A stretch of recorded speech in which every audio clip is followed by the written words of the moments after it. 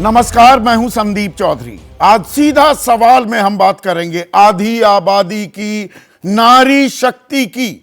पिछले 2 दिनों से पूरे देश में नारी शक्ति की चर्चा हो रही है और लोकसभा में भी अभी महिला आरक्षण बिल, नारी शक्ति वंदना अधिनियम पर चर्चा चल रही है। 33% आरक्षण महिलाओं के लिए 128वां संशोधन विधेयक सरकार लेकर आई है और इसी पर अब डिटेलिंग को लेकर बातचीत चल रही है लोकसभा में। कुछ ही देर में यह विधेयक पास हो जाएगा, फिर राज्यसभा में पेश किया जाएगा तो कानून तो बन जाएगा। अब कानून किसने बनाया, इसको लेकर जोर आजमाइश हो रही है। प्रधानमंत्री मोदी ने कल बोला कि यह ईश्वर की इच्छा थी कि हम ही यह बिल लेकर आए। आज देश के गृह मंत्री अमित शाह भी लोकसभा में बोले, उन्होंने कहा यह हमारे लिए राजनीति नहीं, मान्यता का मुद्दा है।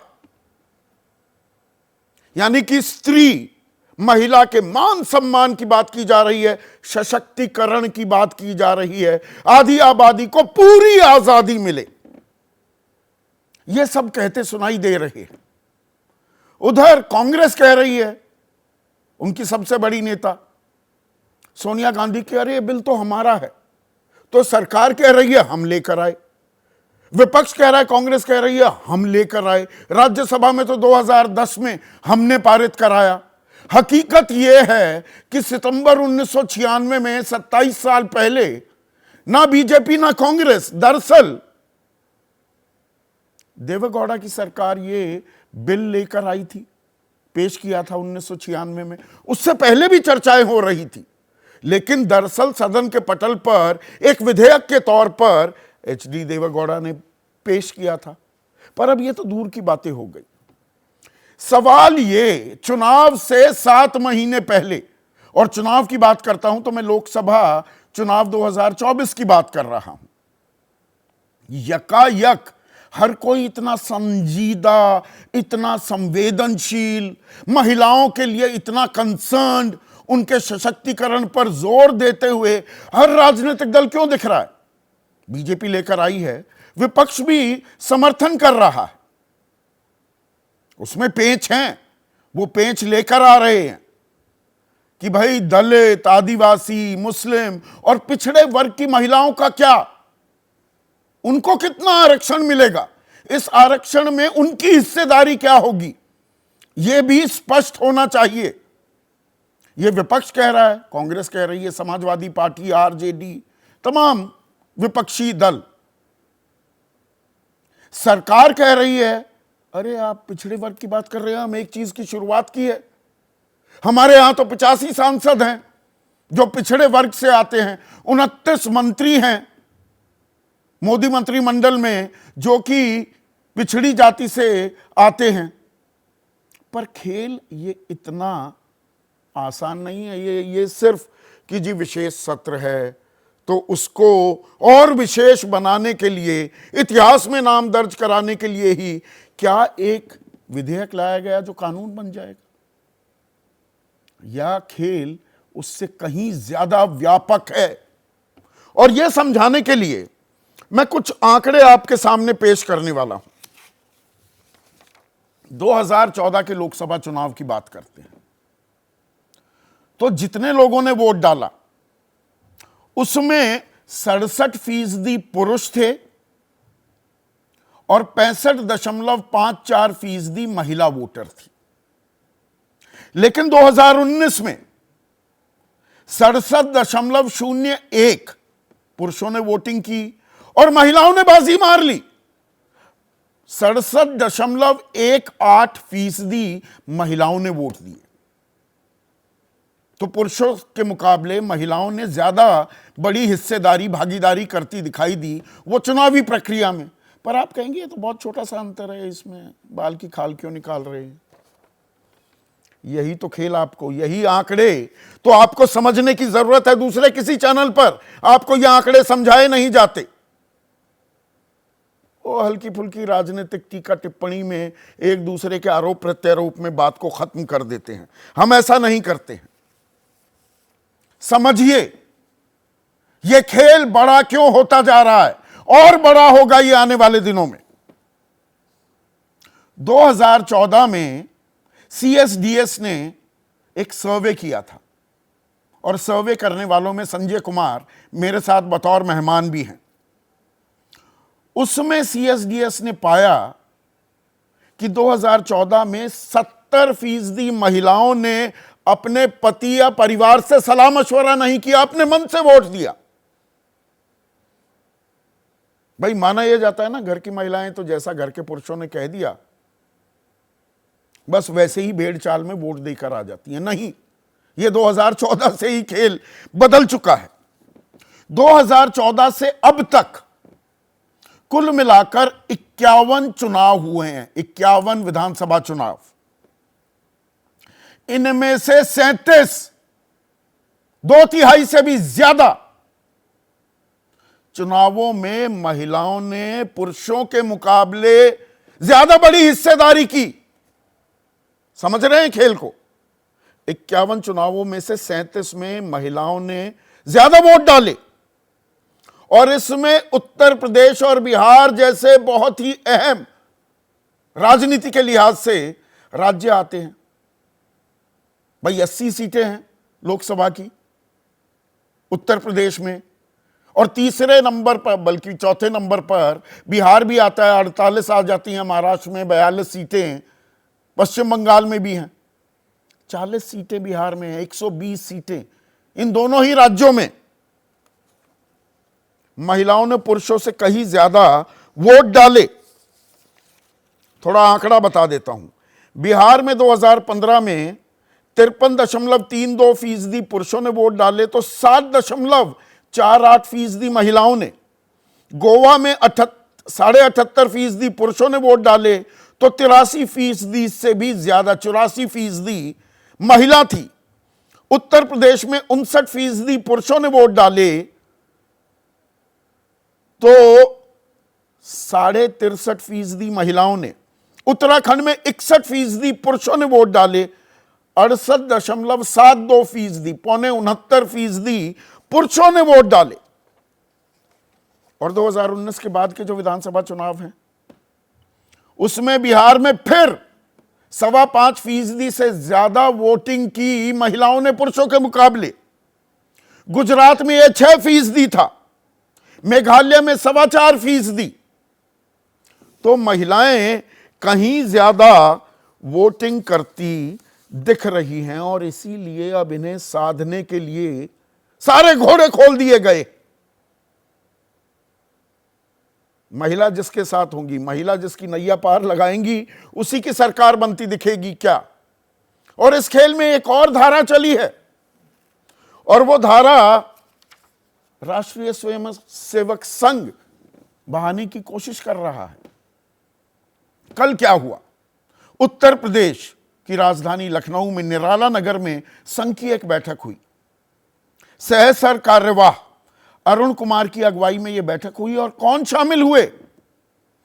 उत्तर प्रदेश के मुख्यमंत्री योगी आदित्यनाथ, दोनों उप मुख्यमंत्री केशव प्रसाद मौर्य और ब्रजेश पाठक। और इसमें क्या तय किया गया? गौर कीजिएगा।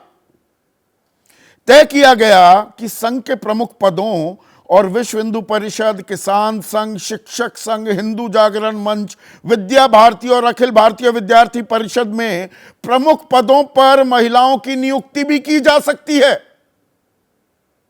संघ पर महिला विरोधी होने के आरोप लगातार लगाते हैं विपक्षी दल। संघ में अभी तक राष्ट्र सेविका समिति के अलावा महिलाओं की कोई हिस्सेदारी नहीं थी। अब यह हिस्सेदारी बढ़ाने की बात हो रही है। हर जिले में ऐसी बैठकें होंगी उत्तर प्रदेश के। कल भी बैठक 8 घंटे चली थी। तो तैयारी पूरी है क्या? पर इस तैयारी में एक और बड़ा सवाल है जो विपक्ष के नेता जयराम रमेश ने कल आरोप लगाया था कि यह इवेंट मैनेजमेंट है, ईवीएम है। उसके पीछे तर्क क्या दिए जा रहे हैं? भाई कानून तो बन जाएगा अभी कुछ ही देर में, अभी आपको मैं दिखाने वाला हूं, लोकसभा में पास हो जाएगा, राज्यसभा में पास होगा। ये ऐसी होली का है ये मुद्दा, कोई इसकी मुखालफत करता नहीं दिखेगा। हाँ, पे चढ़ाता जरूर दिखेगा। वो मैंने आपको बताया, पिछड़ी जाति को भी दीजिए, आदिवासी, दलित महिलाएं, मुस्लिम महिलाएं, पर कोई इसका विरोध करता नहीं दिखेगा। पर इसमें कानून जब बन जाएगा तो सीधा लागू हो जाना चाहिए।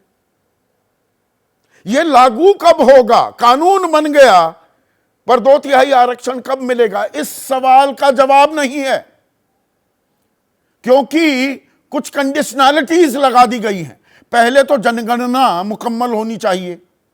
कोरोना काल के चलते जनगणना 2021 में शुरू नहीं हो पाई, वो डिलेड है। किस चरण पर पहुंची है, कहां तक गई है, यह सरकार अभी बता नहीं रही। तो पहले जनगणना पूरी होगी, उस जनगणना के आधार पर परिसीमन होगा। उस परिसीमन को लेकर राजनीतिक बवाल भी होना तय है। परिसीमन अपने तय समय पर बहुत बार नहीं हुआ। इंदिरा गांधी के समय में नहीं हुआ, अटल बिहारी वाजपेयी के समय में नहीं हुआ। 2026 में परिसीमन होना है। अभी सवाल पूछा भर्तृहरि मेहताब ने कि देखिए 33% आरक्षण जो पहले बिल था, जो अब लैप्स करा दिया गया है नए विधेयक के पेश होने के बाद, उसमें तो यह था कि राज्यों में भी 1/3 होना चाहिए, विधानसभा नहीं।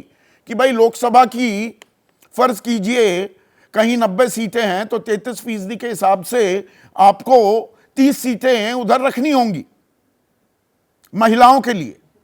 पर यह इस बिल में तय नहीं किया गया है।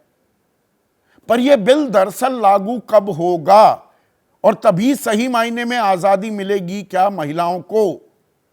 इस सवाल का भी क्या जवाब हमें मिलेगा? लोकसभा में बिल पर वोटिंग शुरू हो गई है, तो ऐसे में आपके सामने आज का सीधा सवाल भी मैं पेश कर देता हूं। और सीधा सवाल क्या है? नारी लगाएगी नैया पार तब ही बनेगी सरकार। खेल यही है क्या? और कानून तो बन जाएगा, लागू कब होगा? चर्चा में मेरे साथ संघ से जुड़ी हैं, वकील हैं नियति शर्मा, कांग्रेस की राष्ट्रीय प्रवक्ता साधना भारती, और जैसा मैंने आपको बताया सीएसडीएस का मैंने जिक्र किया, 2014 में इन्होंने स्टडी की थी, सीएसडीएस के से जुड़े हैं और देश के सबसे बड़े चुनावी विश्लेषकों में से एक हैं। संजय कुमार मेरे साथ जुड़ गए हैं। असीम वकार प्रवक्ता हैं AIMIM के, वो इस चर्चा में जुड़ गए हैं। और वरिष्ठ पत्रकार अभिज्ञान प्रकाश भी इस चर्चा में जुड़ने वाले हैं। तो नियति, गृह मंत्री कह रहे हैं ये हमारे लिए राजनीति का विषय नहीं, मान्यता का विषय है। मान्यता का विषय है तो 9.25 साल क्यों बिता दिए, वो जाया क्यों कर दिए? ये चुनाव से ठीक पहले नारी शक्ति की याद क्यों आई? या ये दरअसल विशुद्ध राजनीतिक सवाल है?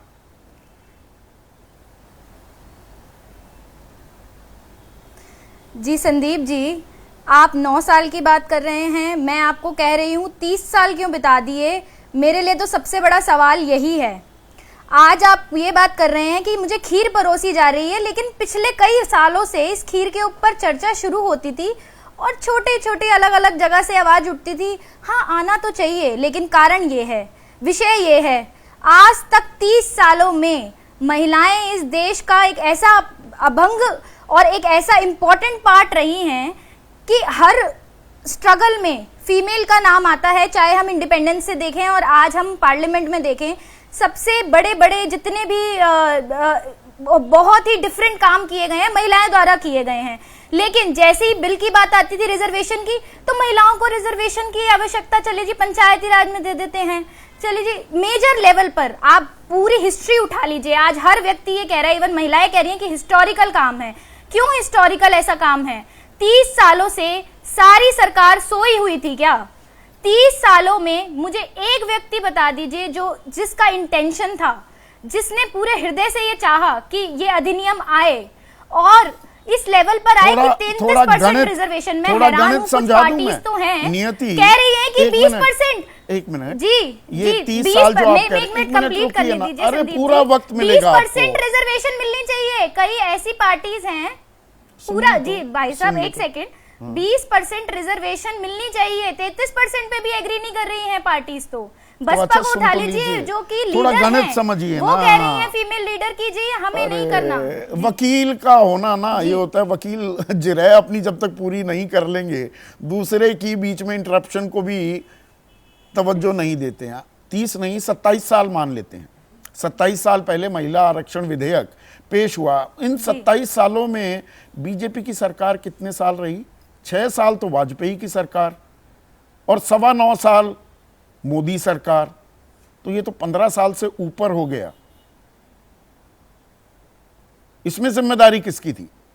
जी, और वाजपेयी जी की वाजपेयी जी की सरकार में भी ये प्रयास हुआ, कोलिशन गवर्नमेंट थी। और आपके जो आज लोग बैठे हुए हैं पार्लियामेंट में, ये नेता आज जो कह रहे हैं कि 20% रिजर्वेशन दे दीजिए, या कह रहे हैं कि हम इसके विरोध में हैं, बसपा सपा, आप कितने ऐसी पार्टीज हैं वो जो कह कि रहे पर्दे के हैं, पीछे कहते हैं कि महिलाओं वो को आगे कह आना रहे चाहिए। हैं अखिलेश जी अपनी बीवी कि को लेकर दलित, आते हैं, अपनी वाइफ को आदिवासी, लेकर आते हैं, मुस्लिम और पिछड़े suddenly वर्ग की एकदम से महिलाओं सब को change हो जाता भी है।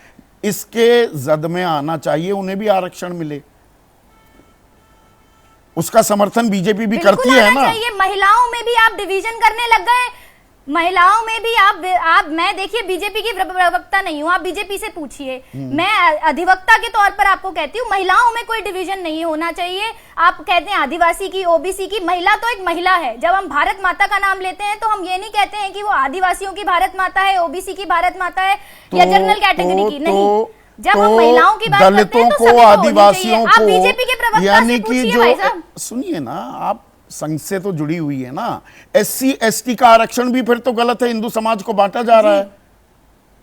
SC तो हिंदू समाज में है ना ज्यादा, ST भी। ऐसा आपको किसने कहा? अच्छा। आपकी संदीप जी, इस बात पे मैं आपको कहना चाहूंगी, अच्छा। आपकी जानकारी संघ के बारे में बहुत ही न्यूनतम है। हाँ। आप जो ये बात कर रहे हैं, आपकी जानकारी संघ के बारे में बहुत न्यूनतम है। मैं आपको कुछ फिगर्स बता देती हूँ। आपने मुझे कह दिया कि आप संघ से हैं, महिला होने के बावजूद भी, जैसा आपने अभी अपने स्टार्टिंग इंट्रोडक्शन में कहा कि महिलाएं सिर्फ राष्ट्रीय सेविका समिति में हैं। मैं आपको थोड़ी सी फिगर दूंगी। हाँ, 5000 से ज्यादा शाखाएं राष्ट्रीय सेविका समिति में है। वुमेन लेड ऑर्गेनाइजेशन है। अखिल भारतीय विद्यार्थी परिषद की 70 लाख मेंबरशिप होती है, जिसमें से 40% मेंबरशिप जो है वो फीमेल्स की है।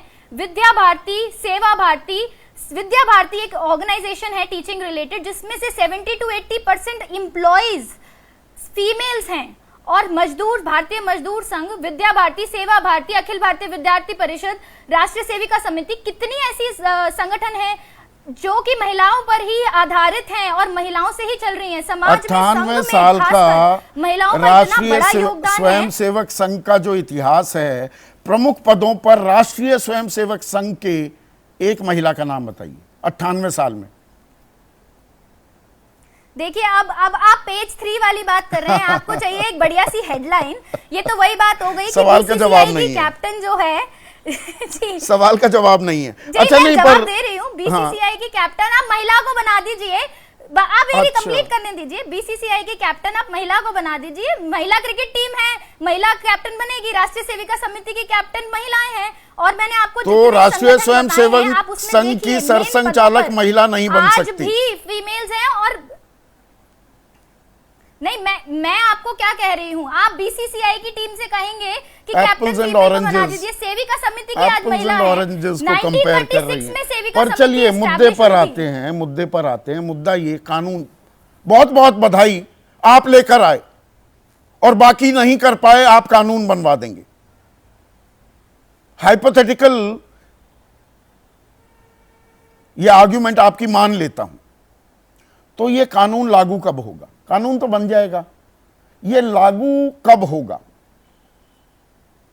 नियति, देखिए उसका भी प्रोसेस चल रहा है। आपको अच्छा। कुछ चीजें जी हेलो, हाँ बोलिए ना। ऑडिबल? हाँ यू आर ऑडिबल जी। आपको जी संदीप जी, आप ये देखिए, कोई भी हिस्टोरिकल बिल आता है जब ट्रिपल तलाक की बात हुई थी कितना क्रिटिसिज्म हुआ था। आज मुस्लिम महिलाएं इस बात को लेकर आगे आती हैं और कहती हैं हमारी जिंदगी बदल गई।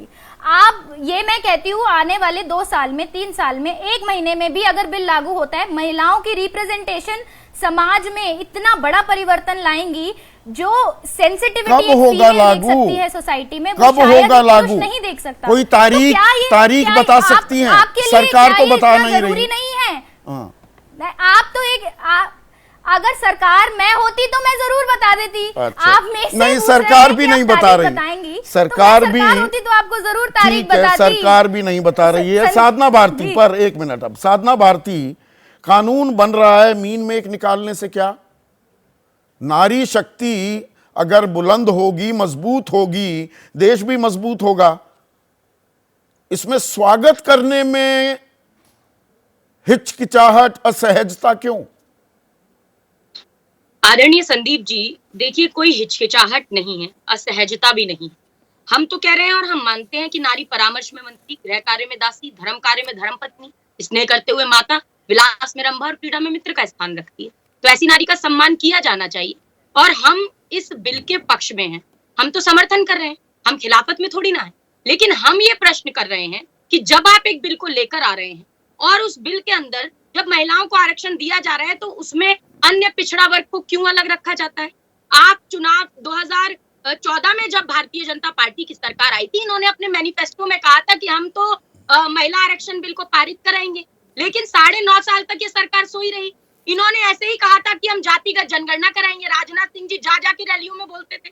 उसके बाद इन्होंने एफिडेविट दे दिया, कहने लगे कि हम नहीं करा सकते जातिगत जनगणना। अच्छा, तो हम ये कह रहे साधना, एक मिनट, 2010 में जो आप विधेयक लेकर आए थे उसमें पिछड़ी जाति के लिए आरक्षण था, महिला आरक्षण बिल में, आपके बिल में?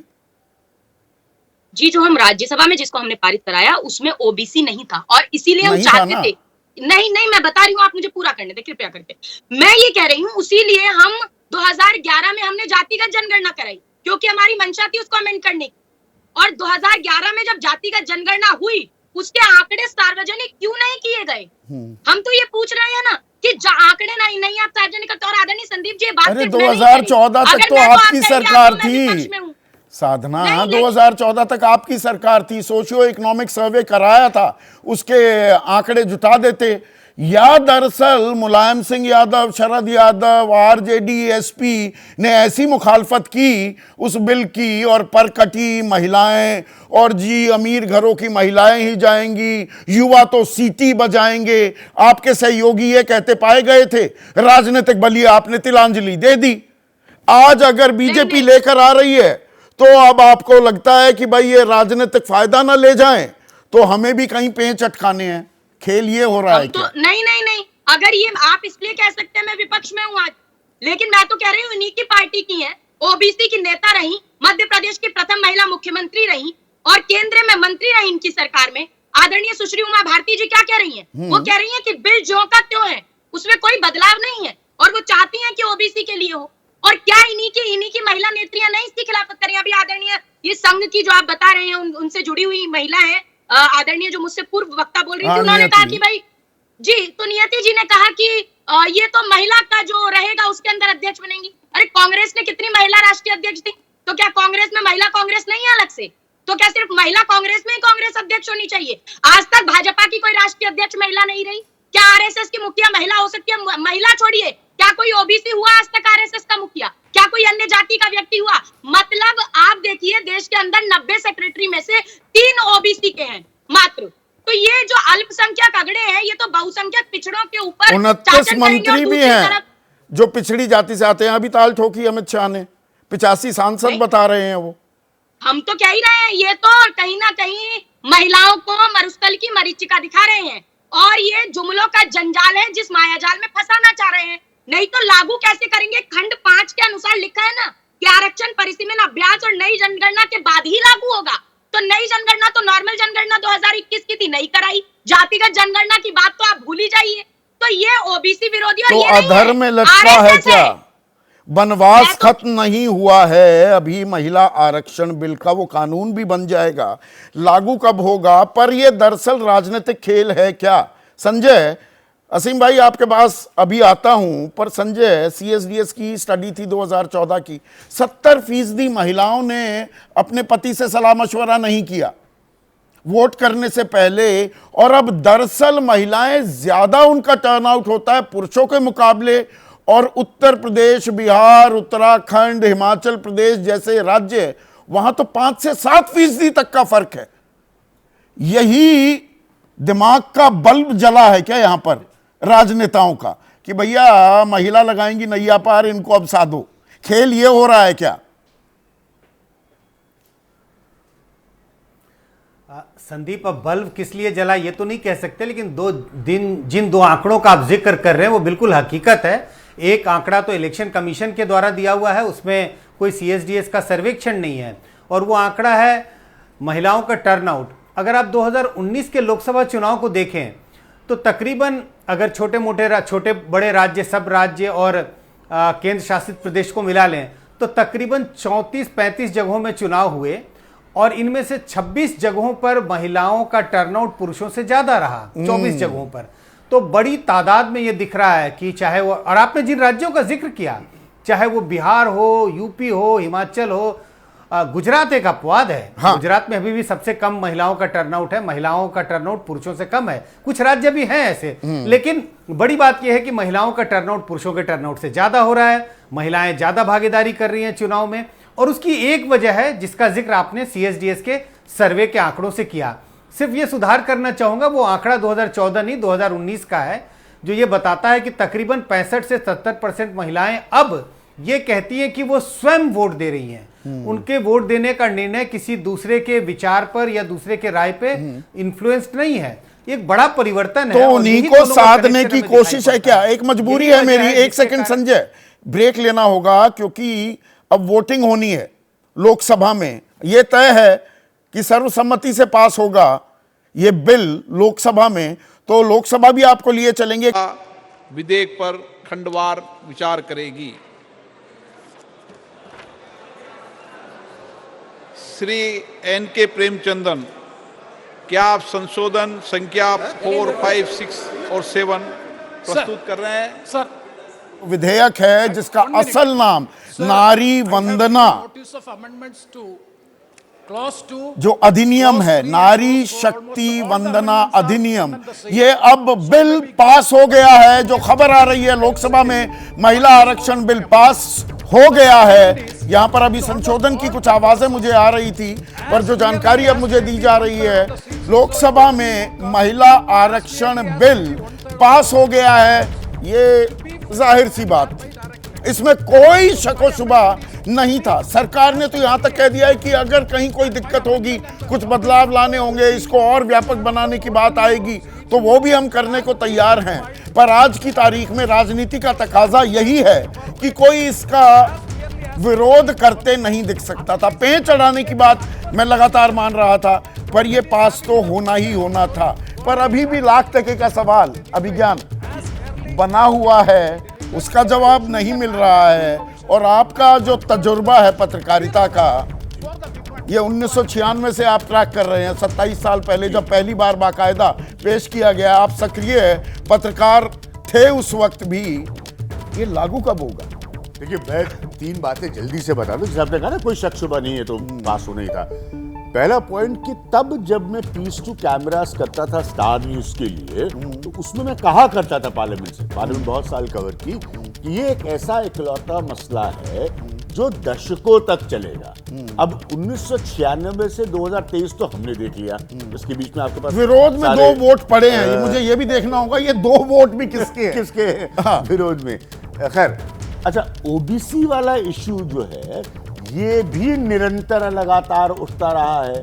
हमेशा से एक वर्ग के देश के नेताओं ने, अभी आप उनके नाम ले रहे थे, the Yadavs of the country, उन्होंने हमेशा से कहा है कि क्या ये सारी महिलाओं को प्रभावित करेगा?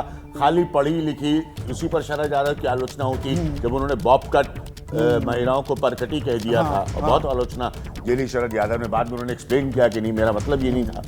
तो उनका ये था कि इलीटिज्म गवर्न ये बिल है, ठीक है, स्प्रेड ओवर नहीं है, संभ्रांत वर्ग, अभिजात वर्ग जिसे हम संभ्रांत कहते वर्ग, अभिजात वर्ग स्प्रेड ओवर नहीं है, और उसकी वजह से जिस तक ये आरक्षण का लाभ पहुंचना चाहिए उस महिला तक ये आरक्षण का लाभ नहीं पहुंचेगा।